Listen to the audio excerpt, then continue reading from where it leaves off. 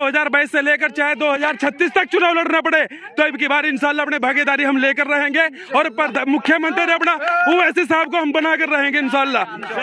ये हमारा भागीदारी लेने का काम है। हमको दरिया बिछाने का शौक नहीं है। बहुत दिन 75 साल हो गए दरिया बिछाते बिछाते। ओवैसी की दीवानगी में आवाज नहीं चली गई। सब जाएगा, दिल भी जाएगा। एक बार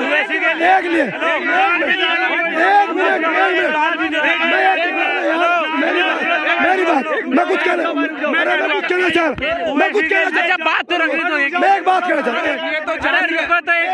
राम तो हमारे हिंदू भाइयों के दिलों में है आज भी। वो कहाँ गए थे? ये खाम खाई के गाने चला रखे कि जो राम को लाए हम उनको लाएंगे। भाई लाने की जरूरत है विजय माल्या को, नीरव मोदी को, जो 10-10 हजार करोड़ के चुनने लगा गए हुए देश को। उससे फायदा होगा देश को। राम तो यही है। मेरे 1000 दोस्त है हिंदू।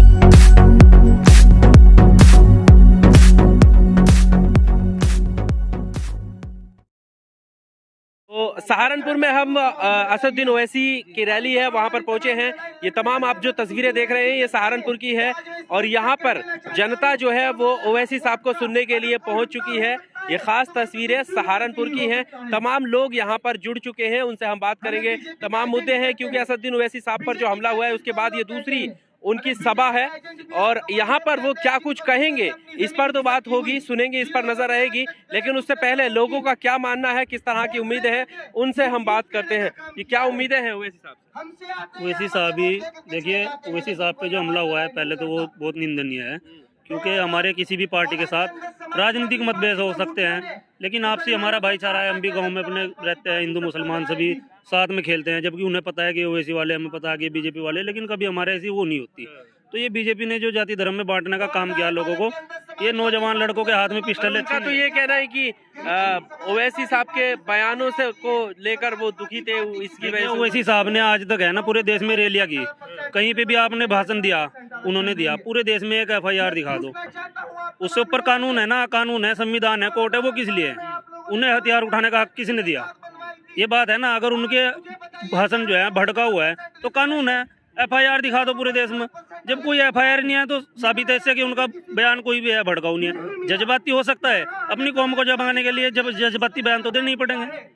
ये तो सभी पार्टियां करती हैं। ओवैसी साहब ने अगर कोई जज्बाती बयान दिया है अपनी पार्टी को इनकी आंखें खोलने के लिए दिया है, इन्हें हिस्सेदारी दिलवाने के लिए दिया है।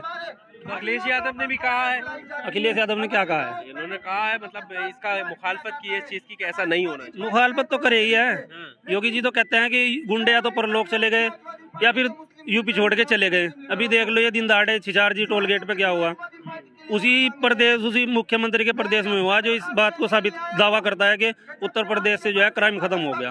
वहीं पे हुआ। बात तो करे, बात बोलते हैं कि जो राम को लाए हम उनको लाएंगे। जो राम को लाए वो विजय माल्या, नीरव मोदी क्यों नहीं ला रहे? जो इंडिया के हजारों करोड़ के बैंकों को चुना लगा कर भागे हुए, उन्होंने तो ला नहीं रहे। राम तो यहाँ से कहीं गए थे। राम तो हमारे हिंदू भाइयों के दिलों में है आज भी। वो कहाँ गए थे?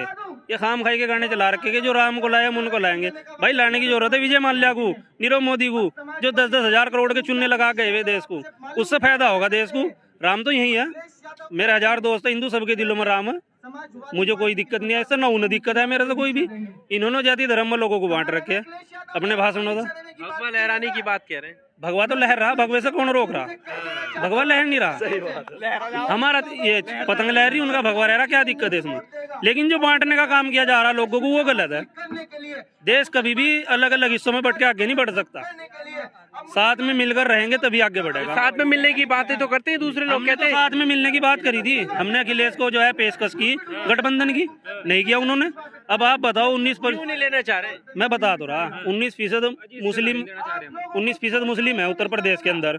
उनसे तो गठबंधन किया नहीं। जाट जो है 2% है। जैन चौधरी से 36 सीटों पर अलायंस कर लिया।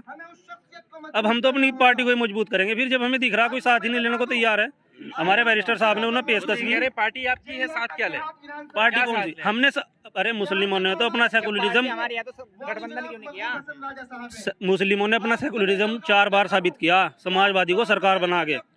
बताओ दिया है नहीं दिया? हमारे बड़ों ने सबने बसपा को भी समाजवादी को के साथ रही है। तो हमें साथ लो ना। जब हमें साथ लेने को तैयार नहीं है तो हम अपने साथ, अपनी पार्टी के साथ खड़े होंगे और हमारी हिस्सेदारी होगी। जब हमारी सीटें निकलेगी 40-50, हमारे बिना सरकार बना ही नहीं सकते। ये भी बात है, बहुमत किसी को मिलेगा ही नहीं। देखिए ये जो सपा है, सपा पार्टी को बनाने के लिए आजम खान साहब का अहम किरदार रहा है। सपा सरकार पार्टी को बनाने के लिए आजम खान साहब का बहुत ही अहम किरदार रहा है। आजम खान साहब की अब ये स्थिति हो गई है कि अगर वो अखिलेश साहब को लिख कर देते हैं कि ये 12 कैंडिडेट मेरी तरफ से हैं, आप इनको भी टिकट दीजिए, वो उसको नकार देते हैं। तो अब ये स्थिति खुद आजम खान साहब की हो गई है। दीगर जो और जुम्मन है, दरी गैंग है, वो उनकी हालत तो कुछ भी नहीं है। जब आजम खान साहब तो सपा की रीढ़ की हड्डी हैं सर, जब उनकी बात को नकार दिया जाता है तो ये दूसरे जो हैं ये तो किस खेत के बथुए हैं। अब सपा जो है सपा नहीं रही है, अब सपा सफा होगी, इंशाल्लाह सपा सफा होगी। आपको दिक्कत क्यों हो रही है? जो उनके परिवार के लोग हैं, आजम खान के खुद बेटे जेल से आकर कहते हैं अखिलेश यादव और उनकी पार्टी हमेशा हमारे साथ रही है, आपको खामखा दिक्कत हो रही है? क्यों हो रही है? सर अभी तोते की जान पिंजरे में ही है, अभी तो वो फड़फड़ाएगा और उन्हीं के गुणगान गाएगा। अभी तोते की जान पिंजरे में है, वो ये चाह रहा है कि मैं तो पिंजरे से किसी तरीके से निकलूं। अभी इसलिए वो जो है सही बात है। वो आपकी तरफ आएंगे?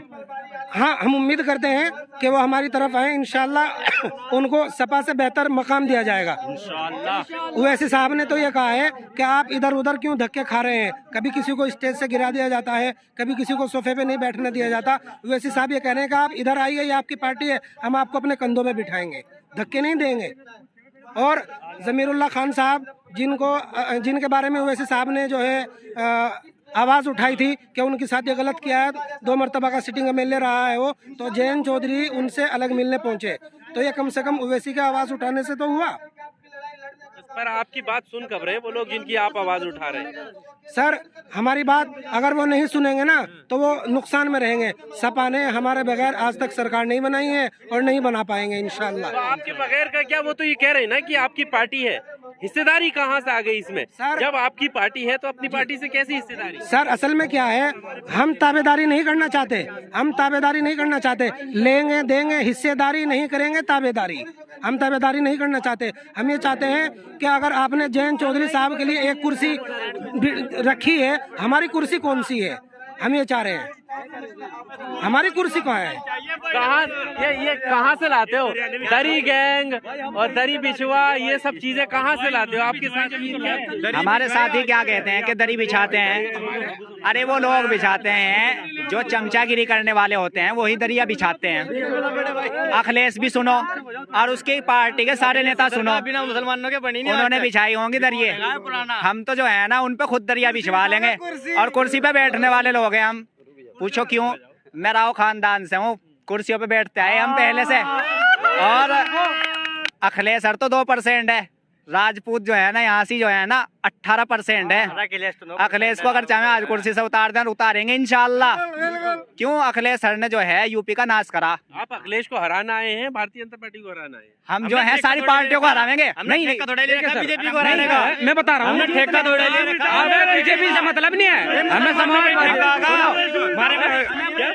भाई साहब हम जो लड़ रहे हैं ना, हम अपना हक लेने के लिए लड़ रहे हैं, ठीक है, अपनी भागीदारी लड़ने के लिए लड़ रहे हैं। क्यों नहीं मिलेगा? किससे मिलेगा? किससे लेना चाह रहे हैं? हम अपने 20% है, 2% वाले 7% वाले वो मुख्यमंत्री बने बैठे हैं, हम 20% है, हम आज तक अपने मुख्यमंत्री नहीं बना सके। हम 20% कहते हैं, वो भी तो उन्हीं पार्टियों में है। कौन पार्टी में है? उस पार्टी में नहीं है। अब की बार पार्टी में किसी का MI पार्टी अब जो है ना अपनी पार्टी बनेगी भाई साहब अब सारे जो हैं सर, अब एक करके इधर लो भाई साहब। यादव है ना 47 विधायक बीजेपी से है, 45 जो विधायक उस मतलब पर्चे भरे ना 47 यादव है, 47 बीजेपी में। क्या हमने ठेका ले रखा बीजेपी को हराने का? यादव ने नहीं ले रखा। मुसलमान अगर यादव की सीट से लड़ ले ना, समाजवादी साले वोट नहीं देते एक भी यादव नुका मुसलमान देते नहीं, मुसलमान भी देते नहीं यादव वोट। एक मिनट, RLD जो है ना 7% है जाट, आवाज को क्या हुआ? नहीं 7% है ना जाट।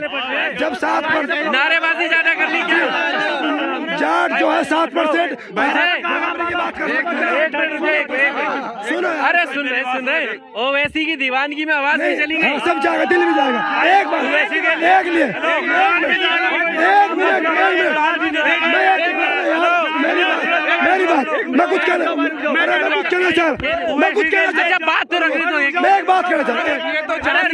एक मिनट इनसे बात मैं सर ये सिर्फ एक भाई जी मैं एक बात कहना चाहता हूँ। एक मिनट इनकी बात सुन मैं एक बात कहना चाहता हूँ। सिर्फ जाट सिर्फ 7% है ना, 7% होने के बाद में आधे का हिस्सेदार बीजेपी के, हम 20% है। अरे हम 40% 20% है, बावजूद भी हम अपना हिस्सा देने नहीं, हम खुद के हिस्सेदार बनेंगे। हम वो भी तो उधर ही है। नहीं है जाट जो उसका गठबंधन हुआ नहीं, गठबंधन 7% होने के बावजूद उन्हें बराबर की हिस्सा मिल रहा अगले सरकार में। हम खुद 20% है, हम अपनी सरकार खुद बनाएंगे, जिसे चाहे उसे भाई साहब बात सुनो, सब लोग बात सुनो। भाई साहब देश आजाद हुए हो गए 75 साल, ठीक है। आज 75 साल से लेकर अब तक बहुजन समाज पार्टी, बीजेपी हो गई, सपा हो गई, सब लोगों को हमने वोट दे करके उनका मुख्यमंत्री बनाया, उनको प्रधानमंत्री बनवाया, ठीक है। अब की बार 2014 में, 2019 में, 2017 में हम सब लोगों ने उनको वोट देकर देख लिया, ठीक। हमको हमारी भागीदारी नहीं मिल पाई। अब की बार 2022 में हमारे ओवैसी साहब खड़े हुए हैं और 2022 से लेकर चाहे 2036 तक चुनाव लड़ना पड़े तो अब की बार इंशाल्लाह अपने भागीदारी हम लेकर रहेंगे और मुख्यमंत्री अपना ओवैसी साहब को हम बनाकर रहेंगे इंशाल्लाह। ये हमारा भागीदारी लेने का काम है। हमको दरिया बिछाने का शौक नहीं है, बहुत दिन 75 साल हो गए दरिया बिछाते। अब इन लोगों की दरिया बिछाने का काम उन लोगों का है, हमारा नहीं है। अब तो भाई साहब